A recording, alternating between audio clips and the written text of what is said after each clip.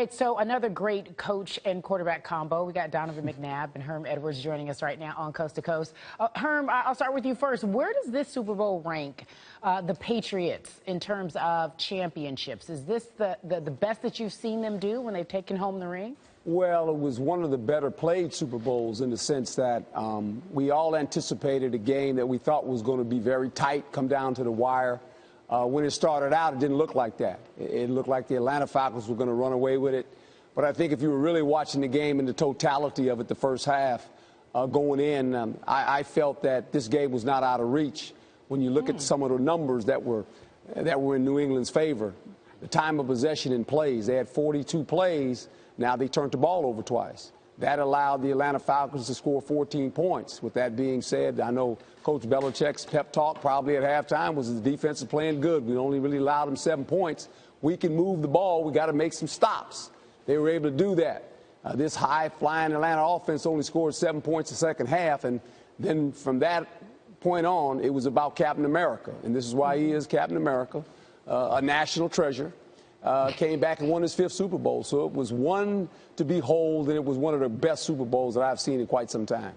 All right, Donovan, let's talk about Captain America. You said before this game that he was already the greatest of all time. And you also tweeted, which I thought was interesting, this would be a great time for Tom, the GOAT, to retire, go out on a high note. Congrats, big guy. We just heard Michael Holley say that he could see Tom playing for 4 more years.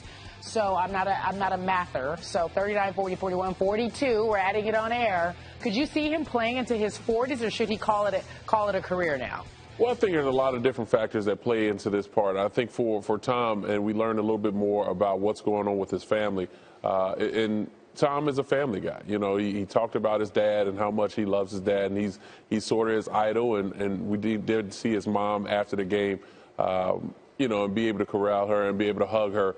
And it got real emotional at that particular point. So there are a lot of key factors that play into this. I said it because, you know, you think of the guys who have been able to ride off in the sunset. You think of Jerome Bettis and the Super Bowl win that he had back home in Detroit in his retirement year. Then you talk about Peyton Manning last year at 39 years old as well. Didn't play as well as Tom did in the past game last night. But yet and still, this is something that you can look back on a career in which, you know, the man has played in 7 Super Bowl games.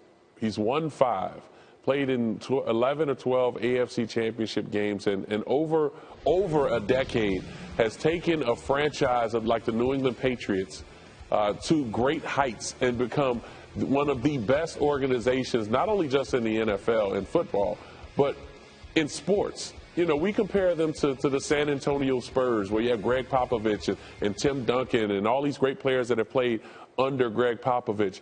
We look at the Yankees and what they've had of the storybook careers of Derek Jeter and some of the great players that have played in baseball. The New England Patriots and Tom Brady, and I think they should be separated, Bill Belichick and Tom, because of the greatness that they've brought to the game.